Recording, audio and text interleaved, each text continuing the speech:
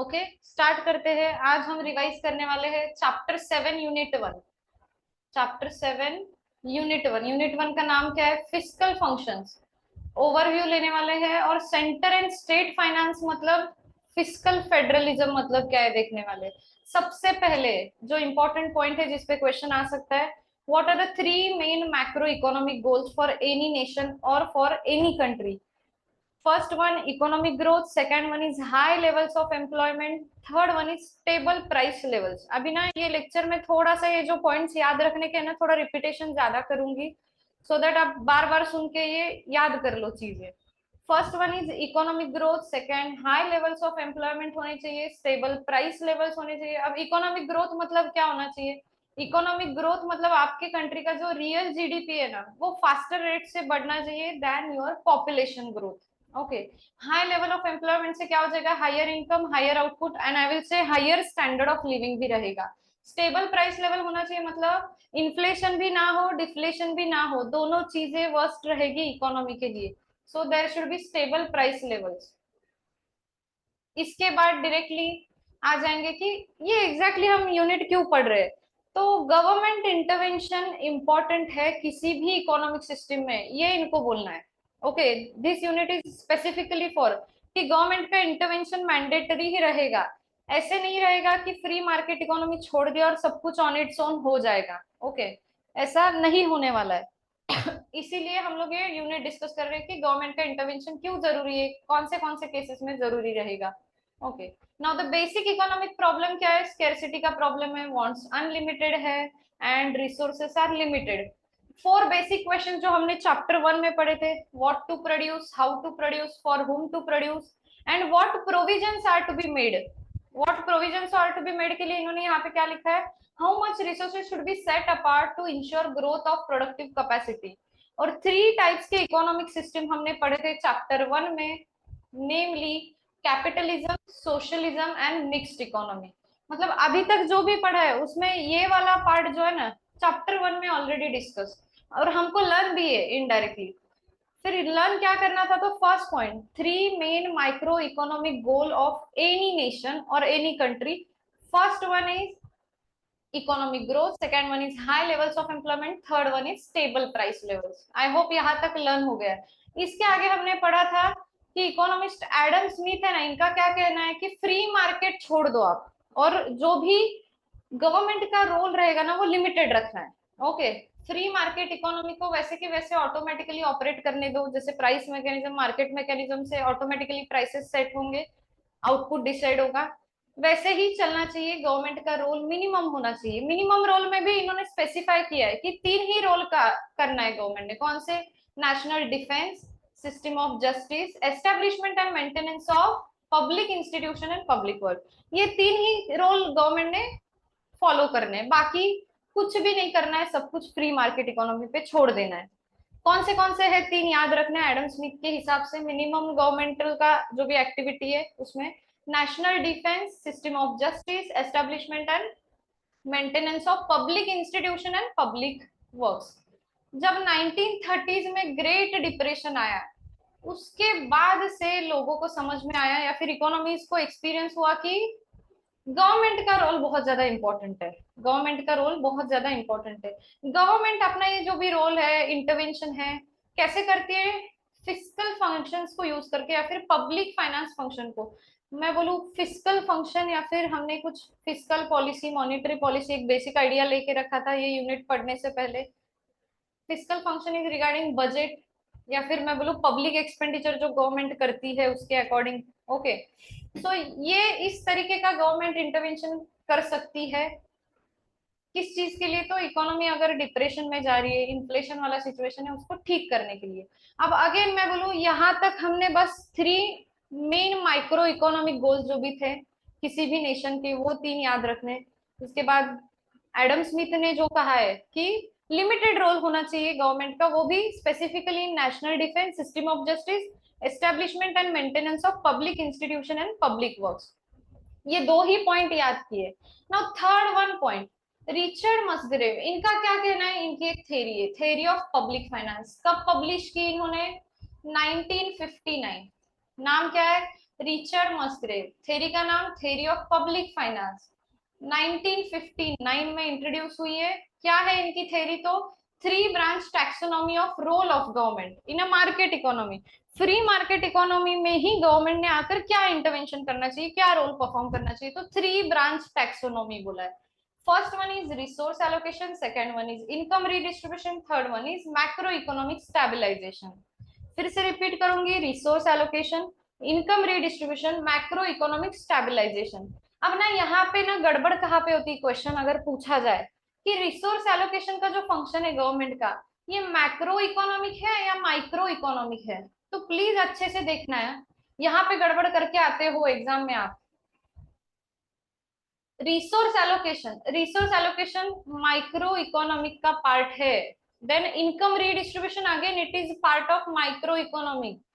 Macro economic stabilisation, जब price stability के लिए जा रहे हो ना, तो आप मैक्रो लेवल पे इकोनॉमी एज ए होल करने वाले हो, तो इसलिए ये चला जाएगा मैक्रो इकोनॉमिक फंक्शन में। आई होप क्लियर है जहां पे गड़बड़ हो सकती है। Resource allocation is a micro, income redistribution again micro, macro economic stabilisation, कभी कभी इसको स्टेबिलाईजेशन फंक्शन भी बोला जाता है। स्टेबिलाईजेशन फंक्शन आएगा मैक्रो इकोनॉमिक फंक्शन में। I hope it is clear. Resource allocation मतलब क्या इंश्योर करना है कि इफिशियंसी शुड बी देयर। क्या टारगेट रहेगा, जो भी आप रिसोर्स का एलोकेशन कर रहे हो उसमें वेस्टेज जो भी है मिनिमम रहना चाहिए। Then second one is income redistribution, मतलब equal distribution of wealth and income बोलूंगी मैं, सबके हाथ में कुछ ना कुछ पैसा होना चाहिए to guarantee fairness. Macro economic stabilisation में मैं बोलूंगी प्राइस स्टेबिलिटी की बात चल रही है, monetary fiscal policies, macroeconomic stability, economic growth, maintenance of high levels of employment and price stability, ये सारे फंक्शन स्टेबलाइजेशन फंक्शन के अंदर आ जाएंगे। Government exercises it's economic functions partly through the budget बोला है। जैसे हमने बोला फिस्कल पॉलिसी जो भी है या फिर फिस्कल फंक्शन मतलब क्या है, ये बजट के थ्रू ही गवर्नमेंट अपना जो भी इंटरवेंशन है ना करेगा। देन फर्स्ट फंक्शन क्या था यहाँ पे, जो भी थ्री ब्रांच टैक्सोनॉमी है ना रिचर्ड मस्ग्रेव, इनकी कौन सी resource allocation, income redistribution, macro economic stabilisation. इनको अगर हम फंक्शंस में कन्वर्ट करें तो हम इसको बोलेंगे allocation function, then redistribution function, इसको बोलेंगे स्टेबलाइजेशन फंक्शन। तो first one is allocation function. Allocation function का क्या कहना है, ऑप्टिमल और इफिशिएंट एलोकेशन ऑफ रिसोर्सेज होना चाहिए, मतलब ही क्या वेस्टेज नहीं होना चाहिए, बेस्ट पॉसिबल यूज में आपने उसको यूज करना चाहिए। यहाँ पे ना दो टर्म्स आए हैं, first one is economic efficiency and the second one is मैं बोलूंगी एलोकेटिव इफिशियंसी। दोनों नाम अच्छे से पढ़ना, first one is economic efficiency, second one is allocative efficiency. Economic efficiency में वर्डिंग यूज हुई है situation in which all resources are allocated to serve each person in the best way possible. मैं बोलूंगी याद रखने के लिए ये वर्डिंग याद रखो, मिनिमाइजिंग वेस्ट एंड इनएफिशिएंसी। दोनों टर्मिनोलॉजी में उनका यही कहना है कि आप जो भी रिसोर्सेस यूज कर रहे हो ना गुड्स एंड सर्विसेज प्रोड्यूस करने के लिए, उसको बेस्ट पॉसिबल यूज करो आप, okay, without any wastage. Wording बनाते वक्त कैसी बनाई है, इकोनॉमिक एफिशिएंसी के लिए वर्ड यूज किया है minimizing waste and inefficiency. Allocative efficiency के लिए क्या बोला है, utilizing limited resources to produce goods and services that would maximize the value to the society. Wording याद रखना, क्योंकि फिलिंग द ब्लैंक्स में एज अ डेफिनेशन आएगा तो प्रॉब्लम हो सकता है आप गलत टर्म लिख के आ जाओ।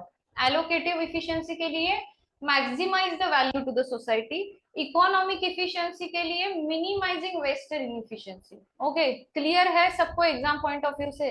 अभी अब तक का जो हुआ है एक बार मैं आपको फिर से रिकॉल कर दूं। Three main macro economic goals क्या है, first one is economic growth, second high levels of employment, third is stable price level. इसके बाद हमने याद रखा एडम स्मिथ का कहना कि फ्री मार्केट इकोनॉमी होना चाहिए, मिनिमम रोल होना चाहिए गवर्नमेंट का, वो भी किसमें, national defence, system of justice, establishment and maintenance of public institution and public work. After that Richard Musgrave, इन्होंने क्या दिए, three branch taxonomy of the role of the government. Theory का नाम क्या है, the theory of public finance, 1959 year है। Theory of public finance 1959 है year. तो इनका थ्री ब्रांच टैक्सोनॉमी क्या है, first one is resource allocation, second one is income redistribution and third one is macro economic stabilization. Okay, resource allocation में ये जो भी फंक्शन है ना allocation function, it will come under macro economic, micro, okay. Income distribution again micro. Stabilization function जो है ना वो चला जाएगा इकोनॉमी एज ए होल, मतलब मैक्रो इकोनॉमिक फंक्शन में, ओके। तो इसके बाद हमने ना दो टर्म्स अच्छे से याद रख लिए, इकोनॉमिक इफिशिएंसी और एलोकेटिव इफिशिएंसी। इकोनॉमिक इफिशिएंसी में वर्डिंग हमने याद रखी थी minimizing the waste and inefficiency, and then allocative efficiency में क्या याद रखा है, maximize the value to the society. अब ये रिसोर्स एलोकेशन जो होता है प्राइवेट सेक्टर में कैसा होता है, प्राइस मैकेनिज्म के थ्रू। प्राइवेट सेक्टर में कैसा होगा, अभी मुझे बोलो फ्री मार्केट इकोनॉमी है, उसमें बोल रहे हो कि गवर्नमेंट का इंटरवेंशन होगा, तो मैं ऐसे बोल सकती हूँ समवेयर मिक्स्ड इकोनॉमी ही हो गया ये फ्री मार्केट इकोनॉमी, ओके। तो उसमें दो सेक्टर रहेंगे, एक तो आपका प्राइवेट सेक्टर, दूसरा पब्लिक सेक्टर, मतलब कि गवर्नमेंट, ओके। पब्लिक सेक्टर में बोल रही हूँ मतलब गवर्नमेंट बोल रही हूँ, दैट इज स्टेट कैसा करेगा। गवर्नमेंट के लिए बहुत बार वर्ड यूज किया जाता है स्टेट बोलकर, कंफ्यूज नहीं होना है। प्राइवेट सेक्टर का तो क्लियर है हमको, price mechanism, market mechanism, market demand and supply forces बोल सकते हो। फिर गवर्नमेंट रिसोर्स एलोकेशन कैसे करेगा, गवर्नमेंट रिसोर्स एलोकेशन करेगा through revenue and expenditure activities of budgeting. Budget के थ्रू क्या क्या करते हैं, एक तो टैक्सेस क्या चार्ज करने, मतलब रेवेन्यू कलेक्शन कैसा होगा गवर्नमेंट का, और पब्लिक एक्सपेंडिचर क्या क्या करेगी गवर्नमेंट, ओके। ये दोनों चीजों का यूसेज करके रिसोर्स एलोकेशन होगा गवर्नमेंट की तरफ से। आई होप यहाँ तक सबको क्लियर है। और एक चीज हमने चैप्टर 4 में पढ़ी थी, परफेक्ट कंपटीशन याद है क्या, या फिर परफेक्टली कॉम्पिटिटिव मार्केट सबको याद है आई होप। हमने पढ़ा था उस मार्केट में लॉन्ग रन में जहां पे आप आपका profit maximizing level of output set करते हो, वहीं पे आपका लीस्ट कॉस्ट भी अचीव होगा, ओके। जहां पे आपने प्रॉफिट मैक्सिमाइजिंग आउटपुट सेट किया, कहाँ पे M R is equal to MC पे सेट करते हो, वहां पे ही आपका लीस्ट कॉस्ट कॉम्बिनेशन भी रहेगा, ओके। मतलब एलएसी मिनिमम पे रहेगा उस आउटपुट पे, ओके। तो उसी को हम क्या बोलते हैं, इफिशिएंट एलोकेशन ऑफ रिसोर्सेज बोलेंगे ना, जो कहाँ पे होता है, सिर्फ परफेक्ट कंपटीशन में होता है, सिर्फ परफेक्ट कंपटीशन में होता है। लेकिन मुझे बोलो इन रियलिटी होता है क्या कोई market perfectly competitive, not at all possible. उसके जो भी कंडीशंस है ना, कैरेक्टरिस्टिक्स, वो सारे फीचर्स आप फुलफिल नहीं कर पाओगे रियलिटी में, कोई एक फीचर मिसिंग रहेगा, तो परफेक्ट कंपटीशन वाला एग्जैक्ट मार्केट नहीं मिलेगा इन रियलिटी। तो इसी वजह से तो प्रॉब्लम आ रहा है ना एलोकेशन का। परफेक्ट कंपटीशन वाला मार्केट हो इन रियलिटी तो इफिशिएंट एलोकेशन हो जाएगा, लेकिन हो नहीं रहा है, क्यों, तो इन रियलिटी परफेक्ट कंपटीशन है नहीं मार्केट। तो मार्केट फेल्योर जो बोला जा रहा है ना, मार्केट फेल्योर मतलब क्या है, आपका जो भी आपने एलोकेशन ऑफ रिसोर्सेस किया है वो प्रॉपरली नहीं हुआ है, राइट क्वांटिटी प्रोड्यूस नहीं की गई है, या फिर इनइफिशिएंट एलोकेशन ऑफ रिसोर्सेस, ऐसा वर्डिंग यूज होता है, जो हमने यूनिट 2 में भी पढ़ा है इस चैप्टर 7 के, ओके। अब मार्केट फेलियर के यूनिट 2 में हमने मेजर 4 पॉइंट्स का डिस्कशन किया है। पहला वाला है मोनोपोली पावर, मार्केट फेलियर होने के रीजंस क्या है। पहला तो मोनोपोली पावर, दूसरा हमने पढ़ा था कुछ पब्लिक गुड्स। आफ्टर दैट हमने क्या पढ़ा था, एक्सटर्नैलिटीज। यूनिट 2 याद दिला रही हूँ मैं, हम डिस्कशन यूनिट 1 का कर रहे हैं, हमने यूनिट 2 पढ़ लिया है ऑलरेडी, थोड़ा बहुत तो याद आ रहा होगा। And fourth one is incomplete information, और मैं बोल सकती हूँ इम्परफेक्ट इंफॉर्मेशन भी। ये 4 पॉइंट हमने मार्केट फेलियर के रीजन बहुत डिटेल में डिस्कस किए यूनिट 2 में। इसके अलावा भी कुछ यहाँ पे दिए हुए इनकम्प्लीट मार्केट, जैसे कि मेरिड गुड्स जो है ना, वो कम क्वांटिटी में प्रोड्यूस होते हैं, कम क्वांटिटी में कंज्यूम किए जाते हैं, okay. Then common property resources, जैसे कि एनवायरमेंट ओवर यूज हो जाएगा, एग्जॉस्ट हो जाएगा, उसके वजह से भी मार्केट फेलियर होगा। Factor immobility, factor immobility which causes unemployment and inefficiency, then inequalities in distribution of income and wealth। ये सारे चीजों की वजह से, ये रीजंस की वजह से मार्केट फेलियर होगा। मैं बोलूंगी मार्केट फेलियर के मेजर 4 रीजंस याद रख लो। First one is monopoly power, second one is public goods, third one is externalities, fourth one is incomplete information. इसको छोड़ के भी कुछ आ सकता है क्या, यस आ सकता है। सिर्फ इतने ही एग्जांपल्स आएंगे ऐसा जरूरी नहीं है, इसके बाहर भी जा सकता है डिस्कशन। आपने अच्छे से एनालाइज करना है, अच्छे से एनालाइज करना है, यहाँ पे इनफिशिएंट एलोकेशन ऑफ रिसोर्सेस हो सकता है क्या, जो भी एग्जांपल दिया है, ओके। और चेक करना है। अब अच्छे से रीड करेंगे कि गवर्नमेंट इंटरवेंशन कैसे करेगी, गवर्नमेंट इंटरवेंशन कैसे करेगी वो पढ़ने वाले। तो एलोकेशन रिस्पॉन्सिबिलिटी जो भी है गवर्नमेंट की, मतलब क्या है, सुटेबल एक्शन ले लो आप, करेक्ट एक्शन ले लो जहां पे आपका मार्केट फेल हो रहा है ना प्रॉपर क्वांटिटी देने में या फिर proper combination of goods and services, you take ये चार्ज एंड डू इंटरवेंशन की रिसोर्स एलोकेशन प्रॉपरली हो जाए। जैसे हमने पढ़ा था कि पब्लिक गुड्स तो प्राइवेट जो भी है एंटरप्राइज प्रोड्यूस करेंगे ही नहीं ना, तो किसने प्रोड्यूस करना चाहिए, गवर्नमेंट ने खुद ने प्रोड्यूस करना चाहिए। It should be provided by the government only, क्योंकि डिजायरेबल तो है बहुत ज्यादा पब्लिक गुड्स। ओके, कुछ एग्जांपल्स दिए, एक बार पढ़ लेते हैं। Goods and services that we can not produce, कुछ ऐसे गुड्स एंड सर्विसेज जो हम प्रोड्यूस नहीं कर सकते, या फिर मैं बोलूं प्राइवेट एंटरप्राइज आपको कम प्राइस में अवेलेबल नहीं करके दे सकती, तो गवर्नमेंट ने खुद ने प्रोवाइड करना चाहिए ऐसे goods. Then establishes property rights, कुछ लॉ एनफोर्समेंट करो आप, क्यों क्यों करना है, रूल्स एंड रेगुलेशंस क्यों लाने, रूल्स एंड रेगुलेशंस लेके आएंगे तो लिमिटेशन रहेगा कुछ चीजों की, जैसे कि डीमेरिट गुड्स जो भी है ना उनको आप रोक सकते हो, कंट्रोल कर सकते हो। Merit goods provided by the government, government ने खुद ने प्रोवाइड करनी चाहिए, क्योंकि मेरिट गुड्स का कैसे अंडर कंज्यूम्ड होते हैं, अंडर प्रोड्यूस्ड होते हैं, डीमेरिट गुड्स कंट्रोल करके। ओके, अब ये जो एग्जांपल दिए इतने ही आएंगे क्या मार्केट फेलियर में, नहीं, बहुत ज्यादा एग्जांपल्स आ सकते हैं मार्केट फेलियर में। कुछ एग्जांपल्स यहाँ पे दिए, यहाँ पे क्या देख रहे हो आप, ये जो इंटरवेंशन है मार्केट ने रिप्लेस कर दिया है, मतलब मार्केट जो भी फ्री मार्केट इकोनॉमी खुद से ऑपरेट करता है इसको कंप्लीटली रिप्लेस करके गवर्नमेंट ही सब कुछ कर रही है क्या, नहीं। तो मार्केट तो ऑपरेट कर रहा है, साथ में गवर्नमेंट भी कुछ वहां पे इंटरवेंशन कर रहा है। So government act as a complement, साथ में ऑपरेट कर रहा है मार्केट सिस्टम के, rather than a substitute. Okay, दोनों भी ऑपरेटिव कंडीशन में है, so government act as a complement rather than substitute to the market system. Next point is variety of allocation instruments, क्या क्या अवेलेबल है एलोकेशन करने के लिए आपके पास। अगेन मैं बोलूँ एग्जांपल्स ही है ये, किस चीज के, कि गवर्नमेंट ने इंटरवेंशन कैसे करना चाहिए, कि प्रोड्यूस करो इकोनॉमिक गुड्स जैसे कि electricity, public transportation services, then आप क्या करो, इंसेंटिव्स डिसइंसेंटिव्स दो, टैक्स कंसेशन सब्सिडीज दे दो, उसके हिसाब से क्या हो जाएगा, प्राइसेस बढ़ जाएंगे, कम हो जाएंगे, अकॉर्डिंगली उसका डिमांड भी चेंज होगा। Through legislation and force, ban कर दो कुछ चीजों पर, ओके, कंप्लीटली आप रोक पाओगे कुछ चीजों को। Competition policies, merger policies, competition act जो है इंडिया में क्या करता है, प्रमोट करता है कंपटीशन को और prevents anti competitive activities. Regulatory activities जैसे कि लाइसेंस वगैरह कंपलसरी कर दो, मिनिमम वेजेस कंपलसरी कर दो, so that proper allocation of resources हो। अब आप बोलोगे मैम हमको ना ये चैप्टर में प्रॉब्लम क्या है, हमको कंफ्यूज होता है, कोई एग्जांपल दिया जाता है ना तो हम इसको कौन से फंक्शन के अंडर आता है ये लिखना मतलब बहुत ज्यादा कंफ्यूजिंग लगता है। सी हमारे पास तीन ही फंक्शन है, पहला वाला है एलोकेशन फंक्शन, दूसरा है redistribution function, third one is stabilization function. मैं बोलूँ एलोकेशन फंक्शन में ना मार्केट फेल्यूर अगर होता हुआ दिख रहा है आपको, मार्केट फेल कब होता है, four major reasons for market failure.